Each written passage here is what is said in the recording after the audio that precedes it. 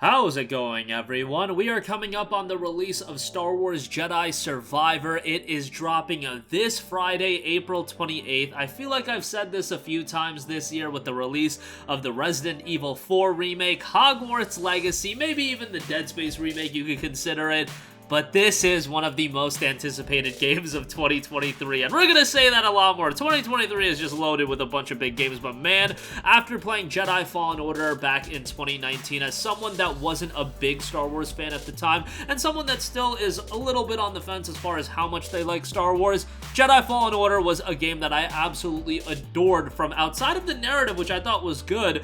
The gameplay was great, the platforming sections I thought were really well done, the puzzles were fairly good, there were some issues I had here and there, but the great thing about Jedi Survivor is it's looking at Jedi Fallen Order and seemingly improving the game in just about every area. Now, before we go over the general overview of the game, a couple things to note before we get into it. Right off the top, this game is being released at $69.99, a full $70, but you should know a couple things about that. First of all, if you are buying this game digitally, what I would recommend you to do is sign up for a month of EA Play. That'll entitle you to 10% off on the game, and it'll take it down to $63. Well, EA Play is $5 a month. A little convenient math would have you realize that that would actually end up being cheaper than buying the game outright for $70.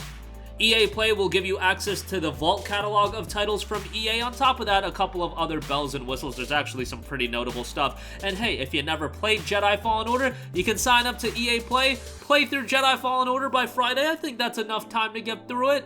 And then you can jump into Jedi Survivor, which is in fact a direct sequel. If you are buying the game physically and you have yet to pick it up, I do want to point your guys' attention to Best Buy and Target. They are both offering a $10 gift card with the purchase of Jedi Survivor. We cover a lot of deals and value-oriented stuff on this channel, so that's just stuff that if you want free money, if you want free savings, it's a game that's coming out and you're not going to find it cheaper than $70 at this stage of the game, but couple things you can do to get a little bit more value out of it. And of course, there is a deluxe edition, which we'll talk about the contents of that at the end of this video. But right off the top, let's go over the general overview of the game. Again, this is a direct sequel. You gotta play Jedi Fallen Order. You should, at least. The story of Cal Kestis continues in Jedi Survivor, a third-person galaxy-spanning action-adventure game from Respawn Entertainment, developed in collaboration with Lucasfilm Games. This narratively driven single-player title picks up 5 years after the events of Star Wars Jedi Fallen Order and follows Cal's increasingly desperate fight as the galaxy descends further into darkness. Pushed to the edges of the galaxy by the Empire, Cal will find himself surrounded by threats, new and familiar. As one of the last surviving Jedi Knights, Cal is driven to make a stand during the galaxy's darkest time, but how far is he willing to go to protect himself, his crew, and the legacy of the Jedi Order? Again, you're continuing Cal's journey here, and if you remember Fallen Order, at the beginning, Cal's finding his footing, but now you are no longer a Padawan. Cal has come into his own and grown into a powerful Jedi Knight, carrying the memories and expectations of the Jedi Order. With him, his crusade against the Empire has only become more perilous. The dark times are closing in, and with enemies new and familiar surrounding him, Cal will need to decide how far he's willing to go to save those closest to him. Go beyond your training. The cinematic combat system returns with additional force abilities and new lightsaber fighting styles. This includes new stances that you're going to be able to utilize.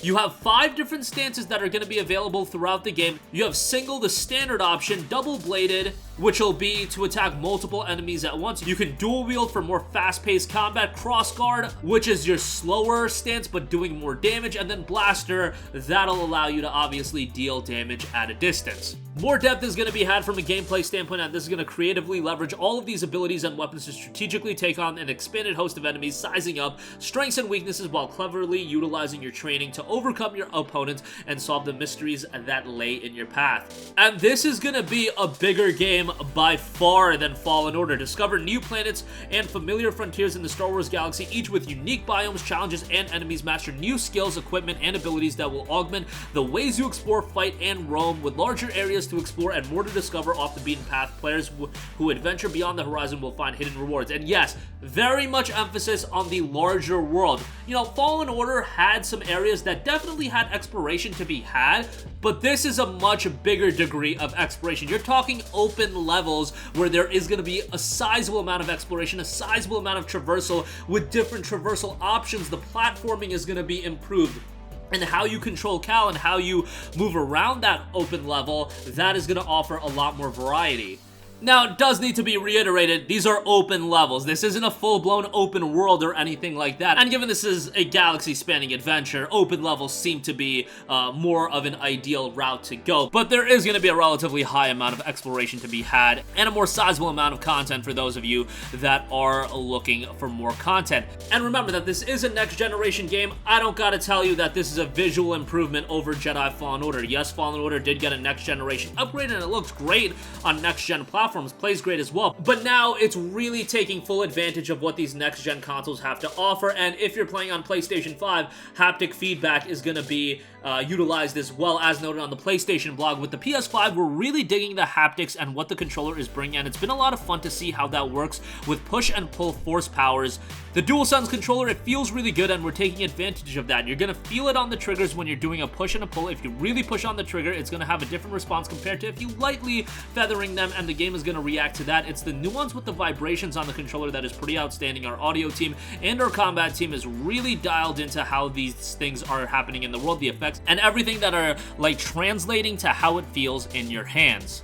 Gameplay has been improved to also feel more responsive as far as simple platforming elements such as climbing, hanging, and jumping, animated a little bit better with a bigger attention to detail. So they're really going all in terms of creating a game that's improving in every little nuanced area of the first game. And the first game was already fairly detailed, but you can tell with this next game, you're utilizing the next generation consoles, and they're putting a lot more emphasis into the combat, and you do have to make the combat a little bit more different given the setting and given who Cal is as a character now versus who he was in the initial game. I do want to note one final thing. There will be a deluxe edition released for the game on top of the standard edition. Now, the standard edition, again, $70. Deluxe edition is $89.99. That'll include Jedi Survivor.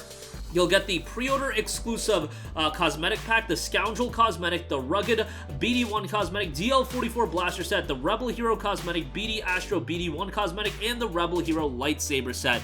You know, for $20 extra, that is something that's a sizable increase in price. And as far as if you're into cosmetics, sure, buy the deluxe edition.